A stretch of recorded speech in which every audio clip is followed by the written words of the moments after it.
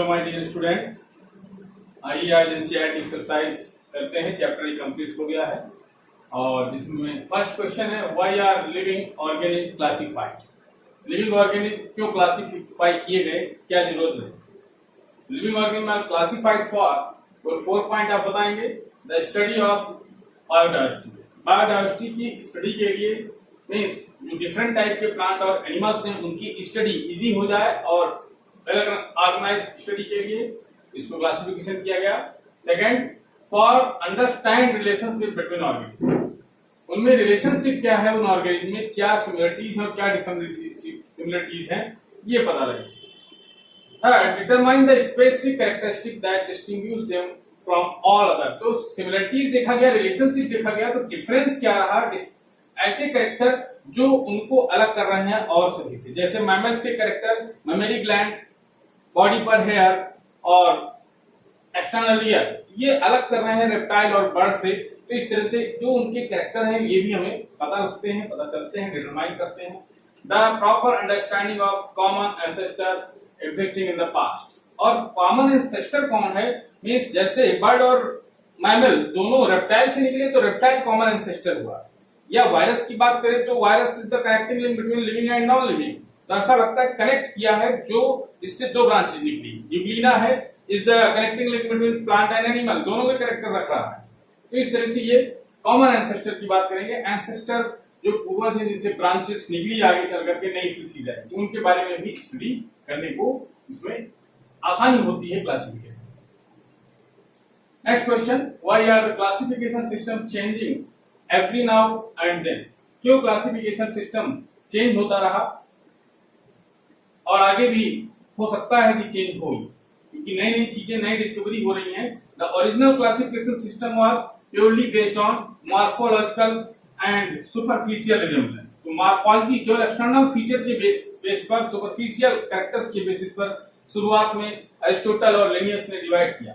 2 kingdom system जो आप पढ़ते हैं, फिर 3 किंगडम 5, जो भी कमियां आती गई तो आगे क्राइटेरिया बढ़ता गया और कमियां आती गई तो क्राइटेरिया बढ़ाया गया। और उसके बाद जैसे सुपरफिशियल और मॉर्फोलॉजिकल बेसिस पे जब किया तो यूनिसेलुलर, मल्टीसेलुलर, यूकैरियोट, प्रोकैरियोट इनको अलग नहीं कर पाए कि कहां रखा जाए। क्वेश्चन फंजाई आ गया, वो कहां रखा जाए, प्लांट में कि एनिमल में। तो इस तरह से विद द एडवांसमेंट, जैसे जैसे एडवांसमेंट हुआ बायोलॉजी का, newer tools technique are employed facilitating biochemical, molecular and cytological analysis. तो ये एनालिसिस बढ़ी, हम लोग और डीप में स्टडी करने लगे, उनके डीएनए के बारे में जानने लगे।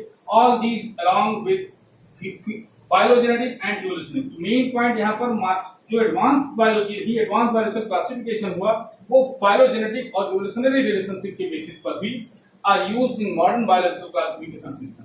मॉडर्न में जब इन चीजों को, इन दोनों को यूज किया जाने लगा, इनकी मदद से, बायोकेमिकल, मॉलिक्यूलर, साइटोलॉजिकल एनालिसिस की मदद से, तो इसमें चेंजेस आए, क्राइटेरिया बढ़ा और 5 किंगडम क्लासिफिकेशन 6, 7 तक गया। लेकिन 5 ज्यादा पॉपुलर है, उसी को मानते हैं हम लोग, उसी को फॉलो करते हैं। यहाँ इस तरह से आगे भी अगर कुछ नई डिस्कवरी हो, नए ऑर्गेनिज्म आएंगे तो ये चेंज हो सकते हैं, क्राइटेरिया बढ़ सकता है। Therefore classification system are changing every now and then. आइए नेक्स्ट क्वेश्चन पे चलते हैं। Question number 3।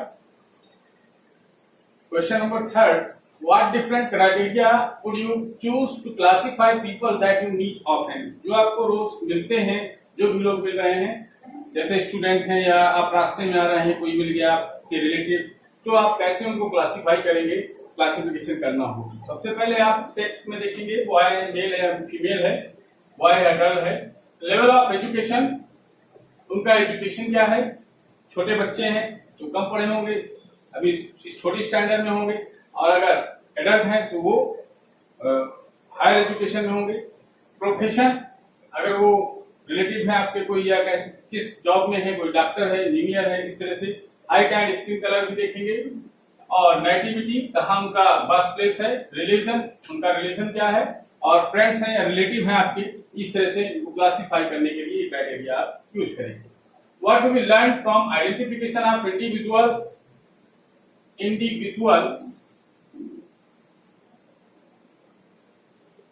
And population. तो इंडिविजुअल्स लोगों में लिया था, individuals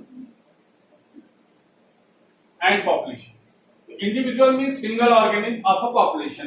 An individual refers to a person या एक ऑब्जेक्ट, इन अ कलेक्शन या in a population refers to a person in a population which differ from other, वो दूसरों से डिफर करेगा other members of same population by some unique trait. जैसे आप भी इंडिविजुअल हो सकते हैं, आप अपने फैमिली के या अपनी जो पॉपुलेशन है वहां पर लोकल कम्युनिटी है वहां पर आप एक यूनिक पर्सन है, आपके कैरेक्टर उन लोगों से डिफर है, जो आपको डिफर कर रहा है दूसरे लोगों से।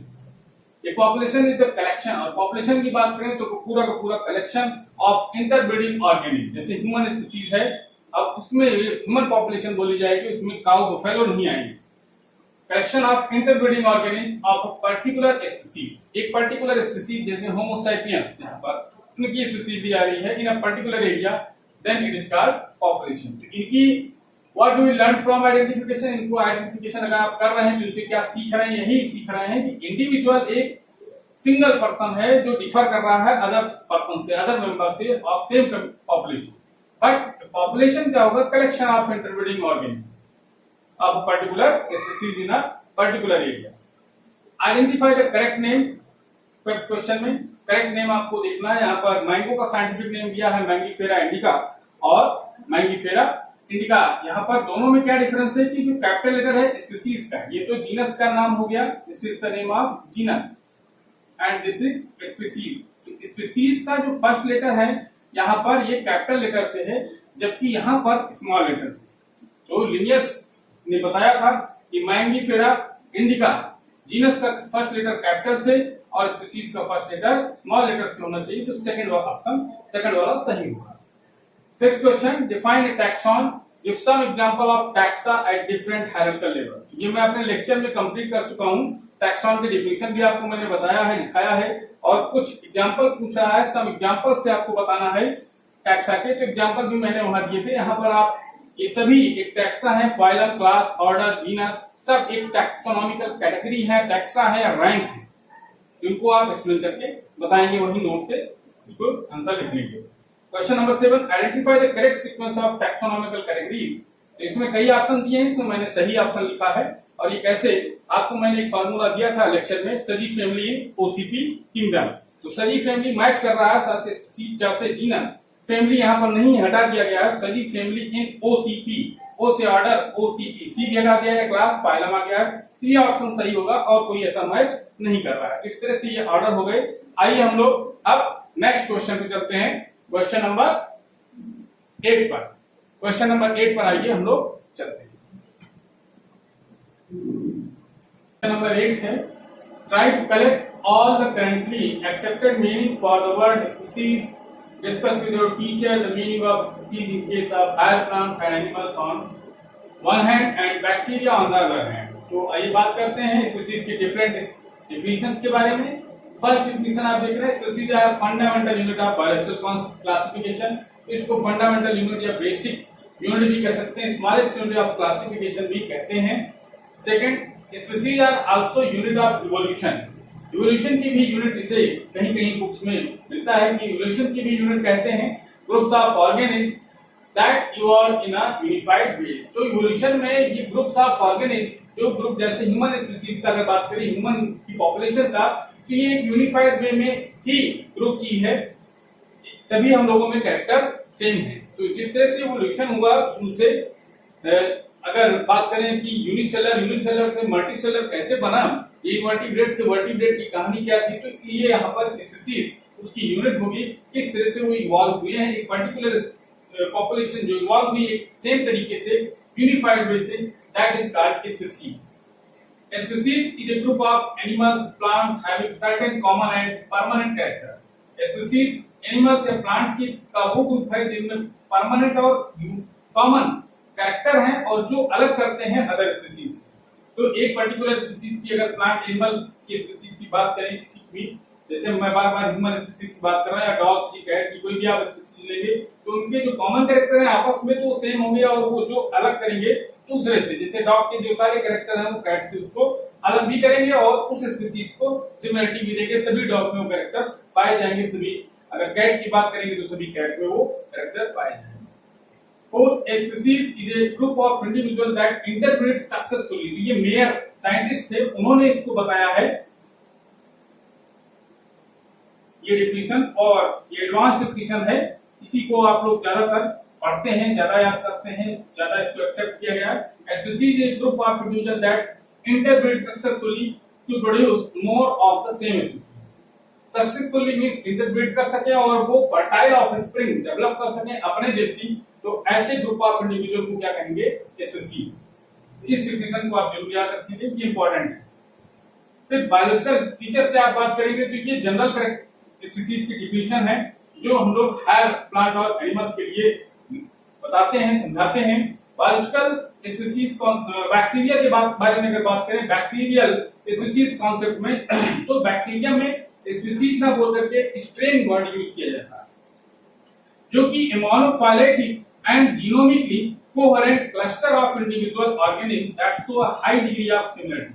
अगर किसी क्लस्टर को आप देखेंगे, ग्रुप में होंगे बैक्टीरिया और मोनोफाइलेटिक एंड जीनोमिकली मींस इनका जेनेटिक कॉन्स्टिट्यूएंट सेम होगा, एक ही होगा, एक तरीका होगा। कोहेरेंट क्लस्टर आपस में साथ साथ में क्लस्टर कॉलोनी बनाकर रहेंगे, दिस इज कॉल्ड, तो हम ये कहेंगे कि ये स्ट्रैंड है। जैसे आप ग्रिफिथ एक्सपेरिमेंट में भी आगे आप पढ़ेंगे कि एस स्ट्रेन और आर स्ट्रेन। तो स्ट्रेन की बात करते हैं एक पर्टिकुलर, यहाँ पर कोई स्पीसीज टर्म इसमें जनरल नहीं दिया जाता, लेकिन आपको जनरल बुक्स में नहीं मिलेगा जल्दी कि ये स्पीसीज बैक्टीरियल स्ट्रेन की बात करते हैं। लेकिन स्पीसीज का भी अगर कॉमनली देखें तो यहाँ पर वो मोनोफाइलेटिक और जीनोमिकली कोहेरेंट क्लस्टर हो, सेम हो फिनोटाइपिकली और जीनोटाइपिकली, दोनों तरह से एक्सटर्नल मॉर्फोलॉजी और जीनोटाइप दोनों सेम हो और वहां पर क्लस्टर में वो पाए जाएं, तो उसे कहेंगे बैक्टीरियल स्पीसीज।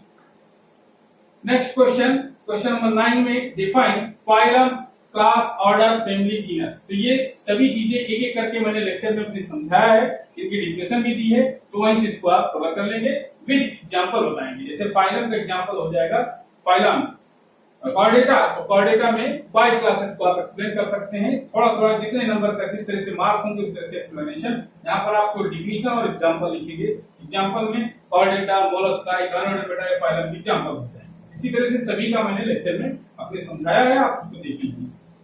हाउ इज की हेल्पफुल इन द क्लासिफिकेशन, ये भी आप टॉपिक में जब मैं एनसीईआरटी कवर कर रहा था उस समय की भी डिफिनेशन और की में जितने पॉइंट बताए हैं ये सब आप क्लासिफिकेशन में देंगे। फ्यूचर स्टडी और रेफरेंस में वर्क करता है, फ्यूचर में किसी को कुछ बताना है, नया कोई ऑर्गेनिज्म डिस्कवर हुआ है, डेवलप हुआ है, इवॉल्व हुआ है, तो उसको कैसे रखेंगे, इसमें भी ये हेल्प करता है। और last question, question number 11, illustrate the taxonomical hierarchy with example. तो टैक्सोनॉमिकल हायरार्की भी कवर हो चुका है लेक्चर में, और with example of plant and animals. तो मैंने 2 प्लांट वीट और मैंगो और 2 एनिमल हाउस फ्लाई और मैन का उसमें एग्जांपल भी मैंने लिखाया है आपको। वहीं से एक प्लांट चाहे वीट ले लीजिए चाहे मैंगो, और एक एनिमल चाहे आप मैन ले लीजिए चाहे हाउस फ्लाई, वहां पर उसका टैक्सोनॉमिकल हायरार्की पूरा कंप्लीट तैयार कर लेंगे। तो इस तरह से ये एनसीईआरटी एक्सरसाइज आपकी कवर होती है। लेकिन आपके यहाँ जो इंटरनल एग्जाम होते हैं उसमें एक्सरसाइज के अलावा भी बीच से क्वेश्चन बनते हैं। जैसे आपसे पूछा जा सकता है व्हाट इज बायनोमियल नोमेनक्लेचर, ठीक, तो उसमें आपको यूनिवर्सल रूल भी सब बताने होंगे। जिस तरह से अगर शॉर्ट टाइप में पूछा गया तो पहले आप डिफाइन कर दें, कैरोलस लिनियस ने बताया, और बायनोमियल नोमेनक्लेचर में क्या उन्होंने बताया कि 2 कंपोनेंट से बने होते हैं, जीनस और स्पीसीज। बीच से भी क्वेश्चन निकलेंगे। व्हाट इज बायोडायवर्सिटी, बायोडायवर्सिटी की डेफिनेशन पूछी जा सकती है, नोमेनक्लेचर क्या है, क्लासिफिकेशन क्या है, टैक्सोनॉमी क्या है, टैक्सोनॉमिकल हायरार्की क्या है, टैक्सोनॉमिकल कैटेगरीज क्या है। तो वो बीच से भी आप इसको, ये नहीं कि केवल एनसीईआरटी एक्सरसाइज तैयार कर ले तो कंप्लीट हो गया, बीच में भी आपको जो छोटी छोटी डेफिनेशन है उन पे भी ध्यान देना होगा। तो इस तरह से चैप्टर 1 कंप्लीट होता है। अगर आपको कोई क्वेश्चन है, कोई क्वेरी है, तो आप उसको पूछ सकते हैं, कमेंट करेंगे, मैं तुरंत रिप्लाई दूंगा। तो इतने भी इसको रोकते हैं। नेक्स्ट हम लोग नेक्स्ट लेक्चर में चैप्टर 2 स्टार्ट करेंगे। Thank you.